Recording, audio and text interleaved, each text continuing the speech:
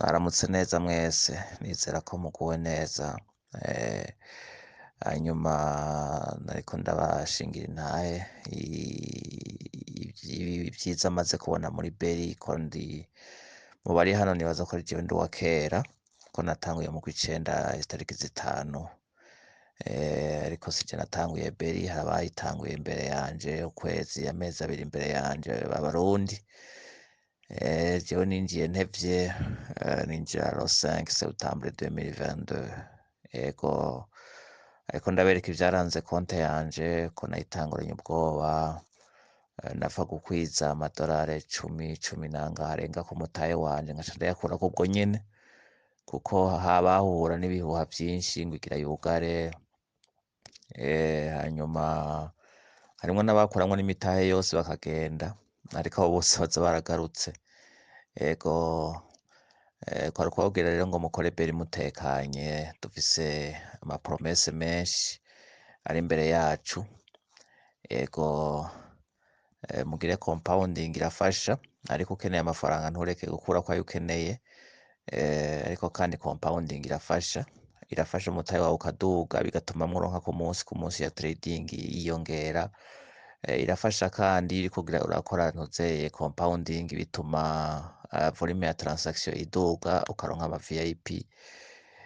Ego, donc muyikore Beri mutekanye.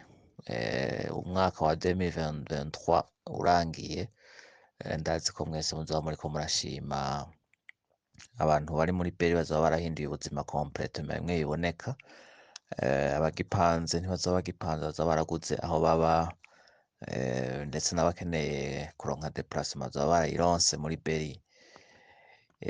Urumva rero ibintu nk'ibi ntitwobinegirija. Nk'ubu iyo ntangura Beri nzi ko amezi 6 azohera itarugara, mba naragize compounding uwo mwanya wose, ndazi ko mba ngeze ahantu na jewe ntashobora gutahura, mba ngeze ahantu heza cane. Ariko ntaco, ubu twatahuye Beri duca tuyikora avec objectif.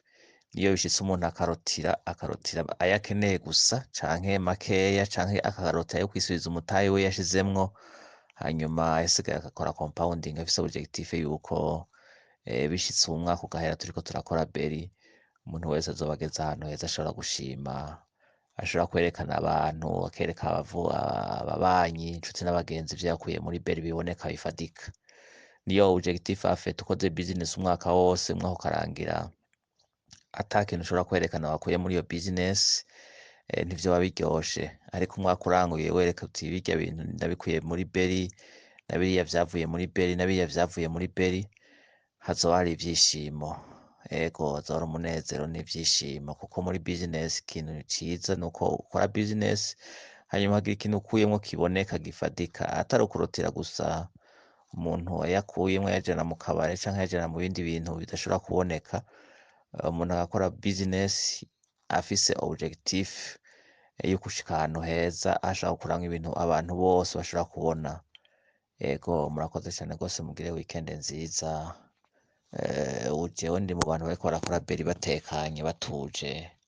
Ikindi mwirinde abaza barabasanga inbox bapromotinga izindi business atari Beri. Ama business ariko araza ni mashasha, kandi nta n'uwuzi ivyayo, ntihagire umuntu abahendesha business canke iyindi, kuko muri Beri turonka inyungu zikwiye kandi tukazironka twitekaniye, ata wanrya wangura. Ego, ivyo niko ndababwira, mukore Beri mutekanye vraiment, mufise objectif yo gushika kure. Ikindi musangize ababanyi, inshuti, abagenzi, mubabwire Beri, kugira ngo bibinanirire. Abantu nibabona warateye imbere, bagasanga uriko urakora Beri utababwiye, bazobona ko uri umuntu w'inzigo, umuntu ataco wikura, umuntu agomba gutera imbere wenyene. Babwire Beri bibinanirire, ababishoboye bazokwinjira bibafashe kandi nawe bigufashe. Hanyuma kandi abo bizonanira nabo, nibabona wewe warateye imbere kubera uriko urakora Beri, nabo ntibatere imbere, bazotahura ko aribo vyinaniriye, ariko kandi we message wari warayitanze. Murakoze gose rero, mugire weekend nziza. Hano muri groupe ni groupe ya formation, umuntu ashobora kubaza ivyo adatahura tukamusigurira.